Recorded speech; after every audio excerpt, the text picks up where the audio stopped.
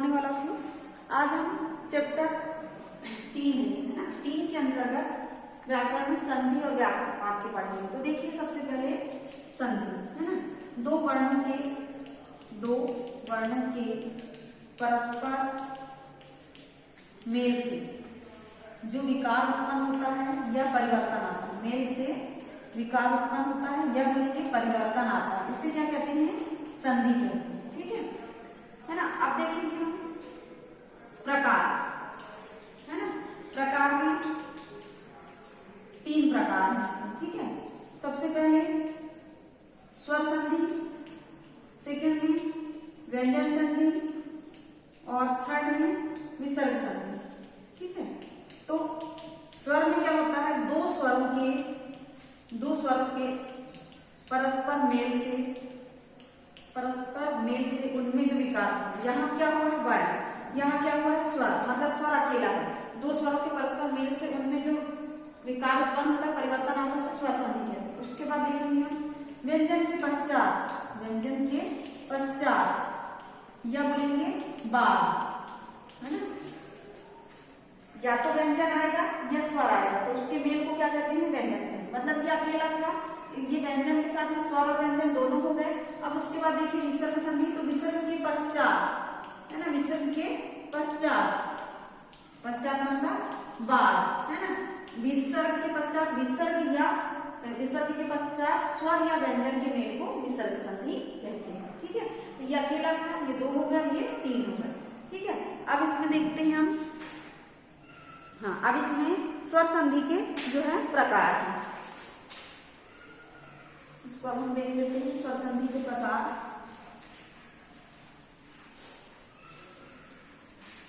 सबसे पहले ये देखेंगे हम स्वर संधि के प्रकार में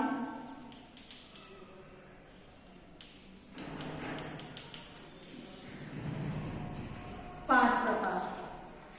सबसे पहले दीर्घ स्वर संधि, गुण स्वर संधि,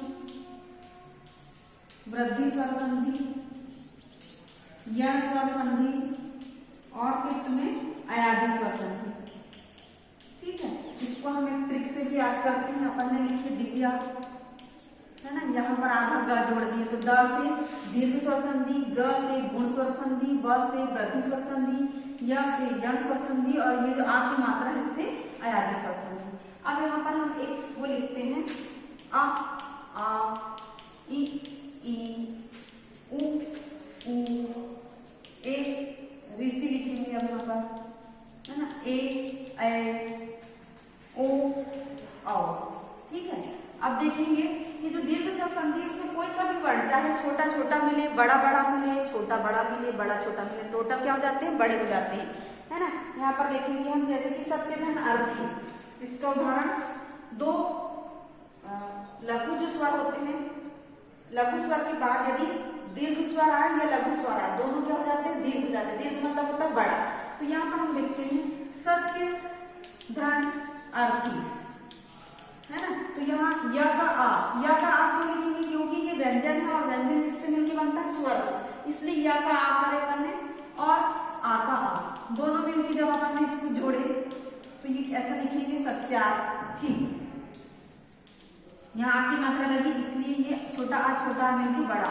वैसे यहाँ पर कोई भी कंडीशन है, बड़े बड़े भी होंगे तो बड़ा होगा, छोटे बड़े होंगे तो भी बड़ा होगा, बड़े छोटे होंगे तो भी बड़ा होगा। ठीक है, तो ये हो गया आपका दीर्घ स्वर संधि। अब उसके बाद हम देखेंगे गुण स्वर संधि। इसमें क्या होता है, आ के बाद यदि ई आए तो ए हो जाता है, आ के बाद उ आए तो ओ हो जाता है, यानी सामने वाला भाग हो जाता है, तो ये गुण स्वर संधि होती है। जैसे कि इसका एक उदाहरण लेते हैं हम, इसमें देखेंगे परधन उपकार है ना, परधन उपकार, तो र का क्या हो जाता है, आ व्यंजन र, उ का उ प्लस यहाँ पर अपन ने जोड़ के इसको लिखी परोकार, तो यहाँ क्या की मात्रा होगी, ओ की।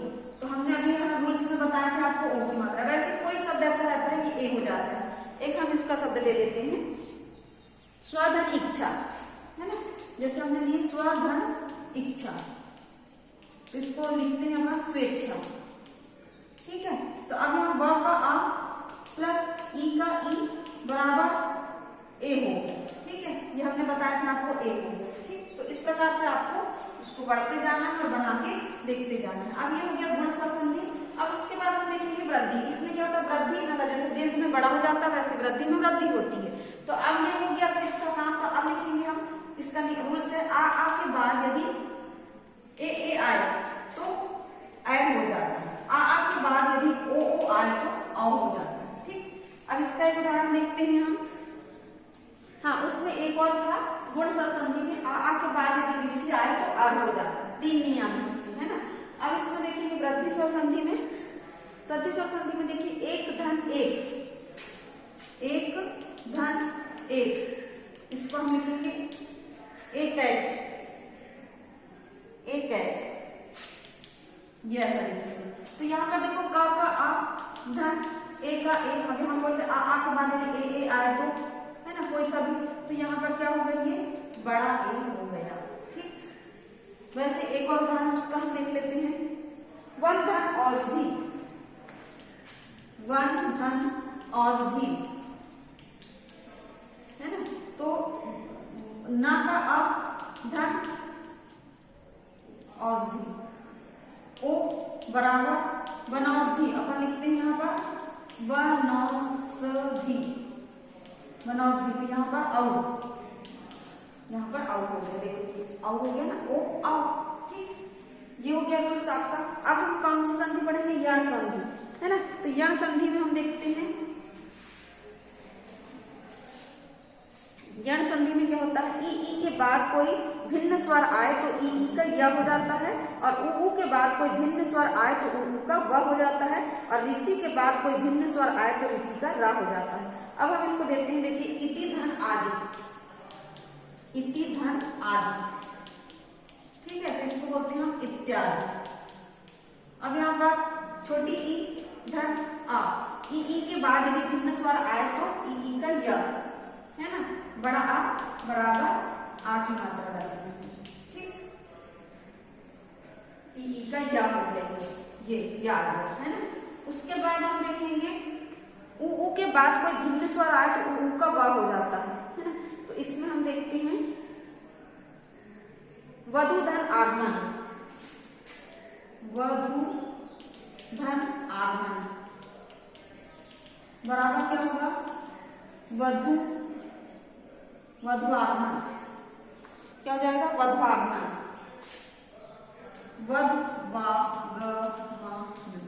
ये देखिए वा, ठीक है। उसके बाद एक और ऋषि वाला शब्द देख लेते हैं हम। ऋषि के बाद भिन्न स्वर आने पर ऋषि का रा हो जाता है ना। तो हाँ, इस पे कोई शब्द नहीं दिया है, इसको हम बाद में बता देंगे आपको, है ना। अब हम देखेंगे अयादि स्वर संधि। तो इसमें क्या होता है, ए के बाद असमान स्वर आए तो ए का आय, आय के बाद कोई भिन्न स्वर आए तो आय, ओ के बाद यदि कोई भिन्न स्वर आए तो आओ, और आओ के बाद कोई भिन्न स्वर आए तो आओ हो जाता है ना। जैसे कि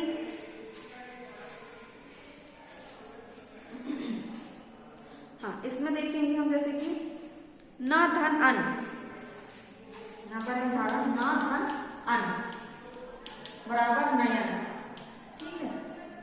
इसमें बोला ए के बाद, तो ये ए है, धन आ बराबर ऐ, ये ना का आ और या का या, ठीक है। फिर ऐ का आय, यहाँ पर ना में ऐ की मात्रा धन इका बराबर नायिका, है ना। तो यहाँ पर देखिए ये बड़ा ए धन ई बराबर आय, ना में आपकी मात्रा का आ और य, ठीक है, ये हो गया। अब हम एक और शब्द देखते हैं, ओ और औ का देख लेते हैं, ठीक है। ओ, यहाँ पर देखिए को धन अन बराबर पवन, तो ओ धन आ बराबर आ और वो, ओ का आओ और आओ का आओ। अब यहाँ पर देखेंगे हम पाओ धन अन बराबर पवन, है ना। ये आओ धन आ बराबर क्या हो गया, आओ। पावन, पौधन अन, पावन, ठीक है। तो आओ या इस प्रकार से आपको इसके रूल्स पहले याद करने पड़ेंगे, फिर हमको इसको बना के देखना पड़ेगा, है ना। तो थोड़ा सा हम इसका देख लेते हैं। जैसे हम कार्यालय, दीर्घ स्वर संधि, बधूर्मी, दीर्घ स्वर संधि, महोदय, गुण स्वर संधि, राकेश, तोड़ के देख लेना अपने को इसको, गुण स्वर संधि, है ना। मौजदी में वृद्धि स्वर संधि। वैसे यहाँ पर आओ करे 6 में विद्याधन, अर्थी, विद्यार्थी, महाधन, उत्सव, महोत्सव, इस प्रकार से आपको इसको जोड़ के बनाना है। वैसे अब देखिए मेरी बारी 1 में लघुत्तर, तो लघुधन उत्तर, गुरु उपदेश, गुरुधन उपदेश। सेकंड में दिया है मेरी बारी 2 में दीर्घ स्वर संधि, तो रजनी और गिरीश दीर्घ स्वर संधि में आएंगे, नगोड़ा, परमेश्वर, गुण स्वर संधि में आएंगे, वृद्धि में महाधन, महोषधि और सदैव, और यण स्वर संधि में अत्याचार, उपर्युक्त, अयादि में पवन और चयन, ठीक है। तो ये आज आपको पूरा संधि पढ़ना है, वाक्य हम आपको कल पढ़ाएंगे। तो आज की क्लास हम यही समाप्त कर रहे हैं। हाँ, और एक और चीज आपको बता दे रहे हैं कि आपका जो सेकंड टर्म एग्जाम है उसमें पूरे चैप्टर तो आएंगे सेकंड टर्म के, लेकिन जो फर्स्ट टर्म है उसके 2 चैप्टर हम आपको देंगे, तो वो हम आपको लिख के सेंड कर देंगे, तो आप उसकी भी तैयारी कर लीजिएगा। तो आज की क्लास हम यही समाप्त कर रहे हैं। धन्यवाद बच्चों।